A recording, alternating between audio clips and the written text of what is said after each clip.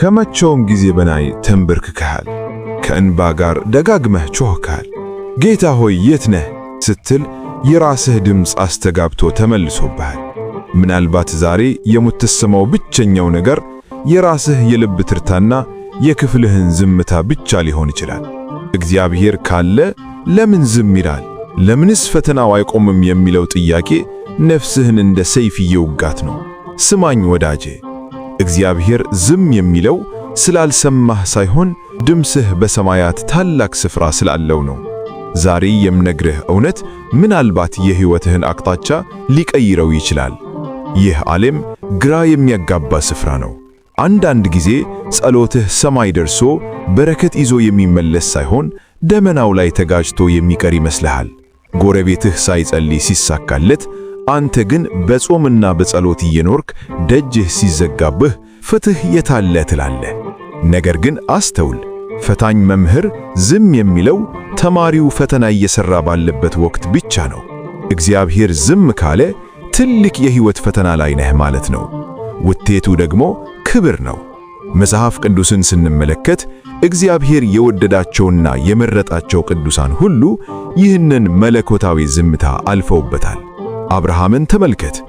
ልጅ ሰለሃልዮ ተብሎ ለ25 ዓመታት ሰማዩ ዝም ብሎት ነበር። ለ25 ዓመታት አብርሃም በየቀኑ ሲነቃ የሚሰማው የተስፋ ቃል እንጂ የሚታይ ተጨባጭ ውጤት አልነበረም። በእነዚያ ዓመታት ውስጥ እግዚአብሔር የት ነበር? እግዚአብሔር በአብርሃም ትዕግሥት ውስጥ፣ እግዚአብሔር በአብርሃም እምነት ውስጥ፣ እግዚአብሔር በአብርሃም ዝምታ ውስጥ ይሠራ ነበር። አንተ ዝምታ የምትለው፣ እግዚአብሔር ግን ዝግጅት የሚለው ታላቅ ምስጢር አለ። ሳሊ ስዕል ሲስል ልብ ብለህ አይተህ ከሆነ በጣም ጥቃቅንና ወሳኝ ቦታዎች ላይ ሲደርስ ትንፋሹን ይውታል። እጁ እንዳይንቀጠቀጥ ዝም ይላል። አንተም በእግዚአብሔር እጅ ላይ ያለህ ድንቅ የጥበብ ሥራ ነህ። አሁን ያለህበት መከራና ጭንቀት እግዚአብሔር ሕይወትህ ላይ በጣም ረቂቅና ውብ የሆነውን መስመር እየሳለ መሆኑን ማሳያ ነው። ዝምታው የቸልተኝነት ሳይሆን የጥንቃቄ ነው። ብዙዎቻችን እግዚአብሔርን የምንፈልገው እንደ የአደጋ ጊዜ መኮንን ነው። ችግር ሲመታ ብቻ ፈልገነው ችግሩን ፈቶልን እንዲሄድ እንፈልጋለን። እርሱ ግን አባት ነው። አባት ደግሞ ልጁን ከችግር ማውጣት ብቻ ሳይሆን በችግር ውስጥ አልፎ እንዲተነከር ይፈልጋል። አልዓዛር በታመመ ጊዜ እህቶቹ ማርታና ማርያም ወደ ጌታችን መልእክት ላኩ። ጌታ ግን ወሬውን ሰምቶ ለ2 ቀናት በነበረበት ስፍራ ቆየ። የተወደደው ታሟል ተብሎት እያወቀ ለምን ዘገየ? ለምንስ ዝም አለ? አልዓዛር እስኪሞት፣ ቤተሰቡ ተስፋ እስኪቆርጥ፣ ማልቀስ እስኪጀምሩ ድረስ ዝምታን መረጠ። ለምን? ምክንያቱም ጌታ ሊያሳያቸው የፈለገው ከሕመም መፈወስን ብቻ ሳይሆን ከሞት መነሳትን ጭምር ነበር።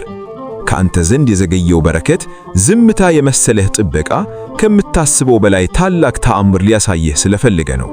አነስተኛ በረከት ቢሆን ኖሮ ቶሎ ይመጣ ነበር። የታገስከው ግን የታላቅ ክብር ባለቤት ስለሆንክ ነው።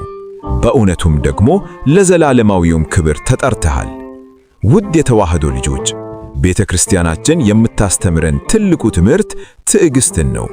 መስቀል ላይ የነበረው ጌታ አምላኬ አምላኬ ለምን ተወኸኝ ብሎ ሲጮህ አብ በዝምታ ይመለከተው ነበር።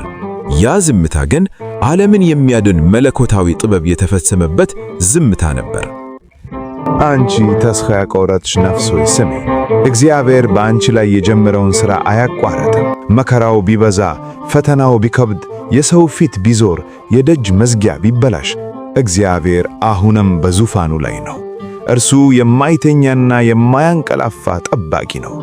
አንተ በጭንቀት ተኝተህ ስታለቅስ፣ እርሱ ግን የነገውን ብርሃን ሲያዘጋጅልህ ያድራል። አንዳንድ ጊዜ ዝምታው አይሆንም ማለት ሳይሆን ቆይ ማለት ነው።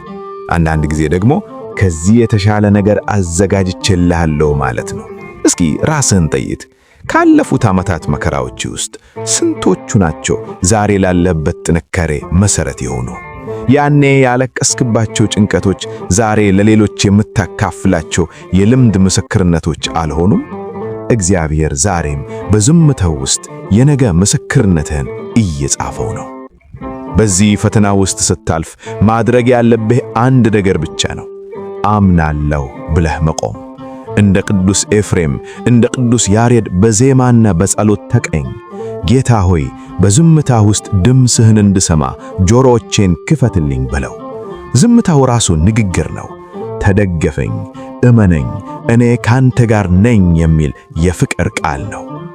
አሁን በዚህ ሰዓት ተስፋ የቆረጥክ ነገ ጨለማ ነው የምትል ወንድሜ ወይም እህቴ አይዟችሁ፣ እግዚአብሔር አልረሳችሁም።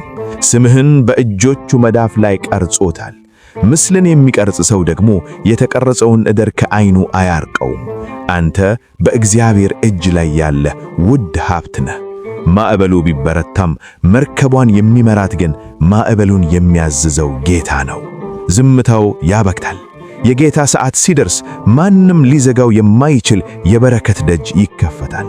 ያኔ ጌታ ሆይ ስለ ዝምታህ አመሰግንሃለሁ፣ ምክንያቱም በዚያ ዝምታ ውስጥ ነው አንተን ማወቅ የተማርኩት ትላለህ። እስከዚያው ግን በጸሎት በርታ፣ በምስጋና ጽና። እግዚአብሔር ካንተ ጋር ነው። ዝም ያለው ሊተውህ ሳይሆን ድልህን ታላቅ ሊያደርገው እንደሆነ አትዘንጋ። ወደፊት በምታየው ብርሃን ዛሬ ያለህበትን ጨለማ ትስቅበታለህ። የእግዚአብሔር ዝምታ የፍቅሩ ጥልቀት መለኪያ ነውና። ምስጋና ይሁን አንድ አምላክ ለሚሆን ለአብ ለወልድ ለመንፈስ ቅዱስ ዛሬም ዘወትርም ለዘላለሙም አሜን።